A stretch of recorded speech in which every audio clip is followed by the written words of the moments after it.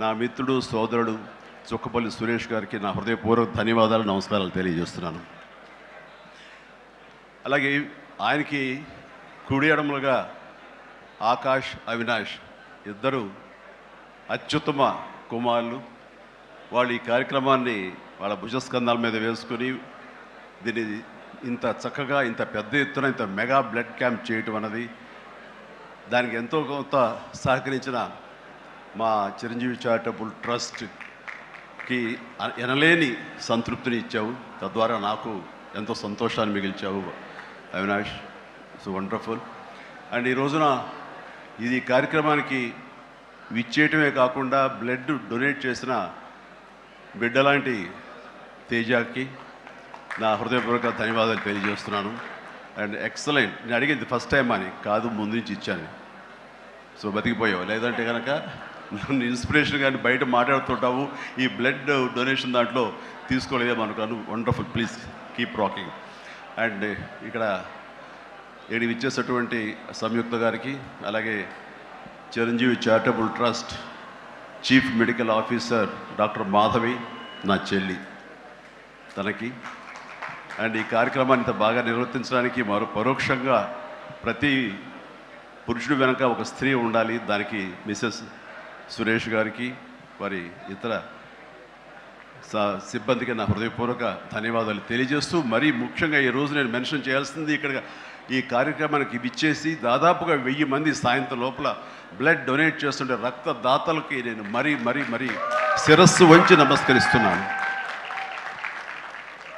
వాళ్ళు ఈ రోజున బ్లడ్ ఇవ్వటం అన్నది కేవలం వాళ్ళకి ఎనలేని సంతృప్తి వస్తుంది, కానీ ఆ బ్లడ్ మూలంగా ఒక ప్రాణం కాపాడబడుతుంది. ఇది నేను ఎప్పటి నుంచో ఎన్నో ఏళ్లబట్టిగా నేను అనుభవిస్తున్నటువంటి గొప్ప ఫీలింగ్ ఇది నాకు.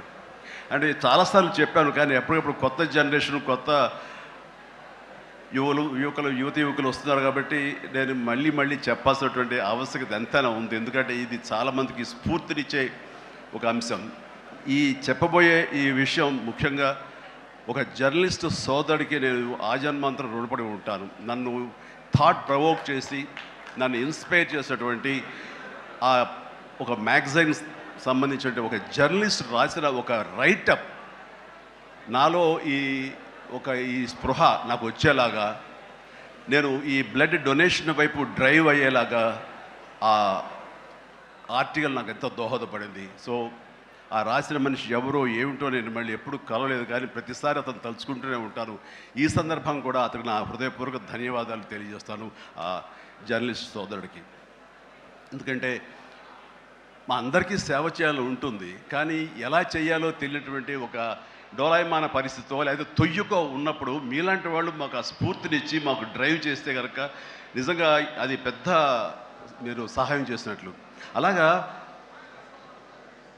ఒక 27 సంవత్సరాల క్రితం బ్లడ్ దొరకక అనేక మంది ప్రాణాలు కోల్పోతున్నారు. అది ప్రసవ సమయంలో కానివ్వండి, అయితే ఈ యాక్సిడెంట్ సమయంలో కానివ్వండి, అలాగే తలసీమ వ్యాధిగ్రస్తులు కానివ్వండి, క్యాన్సర్ పేషెంట్స్ కానివ్వండి, ఇలాగ రకరకాల వ్యాధిగ్రస్తులు చనిపోతున్నారు అని తెలిసిన తర్వాత బ్లడ్ దొరకదా, బ్లడ్ ఇవ్వరా, ఎంతమంది ఉన్నారు, ఎందుకు ఇవ్వలేరు అన్న థాటు నన్ను ఎప్పుడు తొలుస్తూ ఉండేదన్నమాట. సో మన ఫ్యాన్స్ని మనం వేరే వాటికి డ్రైవ్ చేసే కంటే వేరేగా వాళ్ళని వాడుకుంటూ మన కీర్తి మరింత పైకి ఎదిగేలాగా వాడుకునే కంటే వాళ్ళని ఈ బ్లడ్ డొనేషన్ వైపు మనం మళ్లించగలిగితే కనుక, వాళ్ళు అత్యంత శక్తివంతమైన మనుషుల్ని సామాజిక సేవ వైపు మనం డ్రైవ్ చేయగలిగితే, వాళ్ళని ఛానలైజ్ చేయగలిగితే కనుక ఆ కన్న తల్లిదండ్రులు కానీ, ఆ సొసైటీలో ఉన్నటువంటి ఇతర వ్యక్తులు కానీ, ఆ సమాజంలో వాళ్ళు కానీ వాళ్ళ పట్ల ఉన్న దురభిప్రాయాలన్నీ పోగొట్టుకుని మంచి అభిప్రాయం ఏర్పడుతుంది కదా, వాళ్ళకి అల్లని సంతృప్తి వస్తుంది కదా, తద్వారా నేను కూడా ఎంతో సంతృప్తి చెందిన వాడిని అవుతాను, ఒక మంచి పని చేసినటువంటి దానికి నాంది పలికిన వాడిని అవుతానంటూ ఆ రోజు నన్ను ఇచ్చిన పిలుపు, నిరంతరంగా పెర్సిస్టెంట్గా ఇచ్చిన పిలుపుకి ఈ రోజున వేల మంది, లక్షల మంది ఈ రోజున ఈ కార్యక్రమాల్లో పాల్గొంటూ వస్తున్నారు. ఎనలేని సంతృప్తి పొందడమే కాదు, ఎంతోమందికి ప్రాణాలని కాపాడుతున్నారంటే కనుక అది నాకు చాలా. समीर कह रहा था इलेक्ट्रिक स्कूटर्स में अच्छी बैटरी नहीं मिलती, पर ऐसा दे रहा यार 8 साल की बैटरी वारंटी। वाओ, है ना, ऊपर से heat test, water test, crash test और मेरी पेशेंस का टेस्ट। मैं कब से कह रही हूँ ले लो पर तुम समीर की सुनो। मूवी भी उसी के साथ नहीं, देखो। पूरे 8 साल की बैटरी वारंटी। बैटरी की चिंता छोड़ो, एथर लो, ज्यादा मत सोचो। సరే ఎన్నెన్నో ఇన్సిడెంట్స్ వింటుంటాము, ఎన్నెన్నో ఇది ఆఖరి నిమిషంలో ప్రాణాలు ఎలా కాపాడబడ్డాయని వింటుంటాము. కానీ ఈ మధ్య నాకు మనసుకు అత్యంత దగ్గరగా జరిగిన ఒక ఇన్సిడెంట్ మీతో షేర్ చేసుకోవాలనిపిస్తుంది అనమాట.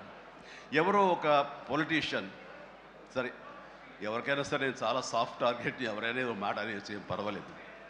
అలాగా ఒక పొలిటీషియన్ నన్ను అకారణంగా, నేను ఇప్పుడు పాలిటిక్స్ చాలా దూరంగా ఉన్నా సరే నా గురించి ఏదో అవాకులు చవాకులు ఆయన పేలినప్పుడు ఆయన మరొక చోటకి ఏదో ఒక ముంపు ప్రాంతానికి ఆయన వెళ్ళటం జరిగింది. అక్కడ ఒక స్త్రీ, ఒక ప్రౌఢ ఆవిడ అది మిడిల్ ఏజ్ ఉంటుందేమో, మిడిల్ ఏజ్ ఆవిడ తను పట్టుకుని నానా మాటలు తిడుతుంటే, నీకు ఎలా మనసు వచ్చింది చిరంజీవిని అనడానికి, అది అది అని తిడుతుంటే నాకు అనిపించింది మామూలుగా మన మాస్ ఫ్యాన్ కదా ఆవిడ, చాలా గౌరవప్రదమైన కుటుంబంలో ఉన్నటువంటి మనిషిలాగా అనిపించింది గృహిణి. ఆవిడ ఎందుకు అంత ఇదిగా మాట్లాడుతుంది, ఆవిడెవరు, ఆవిడ చూస్తుంటే మామూలుగా సినిమా ఫ్యాన్ లాగానో చిరంజీవికి వీరాభిమానంగానో కాదు, ఏదో ఇంకేదో ఉందంటూ నాకు అనిపించి ఆవిడ గురించి తెలుసుకోవాలని మన జర్నలిస్ట్ సోదరు ఎవరినో పంపించి తెలుసుకోవాలంటే వాళ్ళు చేసినటువంటి ఇంటర్వ్యూలో విజువల్స్ నాకు చూపించారు. ఏంటమ్మా అంత ఇదిగా, ఆయనకి వీరాభిమానం అంటే అభిమానం సినిమాభిమానం కాదయ్యా, ఆయన వ్యక్తిత్వానికి అభిమానం అంటే చెప్పినప్పుడు నా మనసు టచ్ అయింది.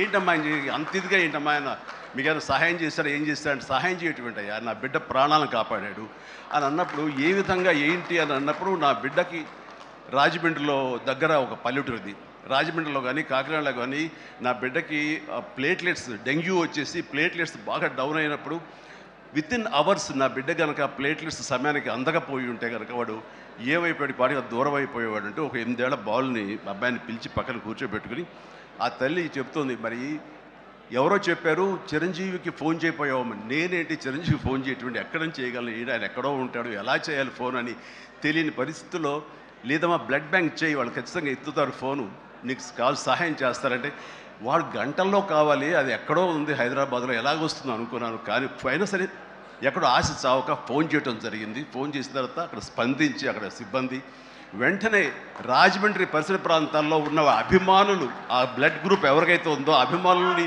వెంటనే పంపించేయడం ఏంటి, అవర్స్లో వాళ్ళు హాస్పిటల్కి, నియరెస్ట్ హాస్పిటల్కి వెళ్ళి బ్లడ్ ఇవ్వటం ఏంటి, దాని నుంచి ప్లేట్లెట్స్ వేరు చేయటువంటి, ఆ బిడ్డకి ఎక్కించడం ఏంటి, తెల్లారిసరికి ఆ బిడ్డ మళ్ళీ తిరిగి ఎంతో ప్రాణాలతో బతికాడు. ఇది ఈడనయ్యేవాడు. ఆయన కనుక సమయానికి చేయకపోయి ఉంటే నా బిడ్డ ఏమైపోయాడు. అలాంటి మనుషుల ఈ తుచ్చులు నీచులు కలిసిందని మాట్లాడతారు. వాడిని నాకు సరిపోలేదు, దగ్గరికి వెళ్ళి ఉంటే ఏమి చేసేదాన్ని అని చెప్పేసి అప్పుడు అంటుంటే చాలామంది అంటారు, ఏమని మిమ్మల్ని ఇలా అటాక్ చేస్తుంటారు సోషల్ మీడియాలో మాట్లాడుతుంటారు, మీరేం మాట్లాడరు ఏంటని. నాకు నేను చేసినటువంటి మంచి కార్యక్రమాలు, నేను పొందినటువంటి ప్రేమ అభిమానం, ఇదే నాకు రక్షణ కవచం. నేను మాట్లాడక్కర్లా, నేను చేసుకున్న మంచి మాట్లాడుతున్నట్టు నేను అలాగ అంటుంటాను, ఇది సత్యం. సో ఆ తర్వాత మళ్ళీ ఆ సదరు రాజకీయ నాయకుడు మళ్ళీ ఎక్కడా మాట్లాడేది నాకైతే వినపడలేదు. అంటే వాళ్ళకు కూడా మనసు ఉంటుంది కదా, వాళ్ళకి ఒక అంతరాత్మ ఉంటుంది కదా, వాళ్ళకి తెలుసు. ఇంటికి వెళ్ళేసరికి ఆయన అంతరాత్మ చెప్పబోయిన ఇంట్లో వైఫ్ అని చెప్పుద్ది, ఏంటి చెప్పు నోరు అని. సో ఇలా ఉంటుంది అన్నట్టు వాళ్ళ ఇది. సో మనం మాట్లాడక్కర్లేదు, మనం చేసుకుంటూ వెళ్ళిపోతూ ఉంటే కనుక ఎవరైతే ఇలాంటి రాతలు కానీ చేతలు కానీ మాటలు అంటారో వాళ్ళకి అదే సమాధానం.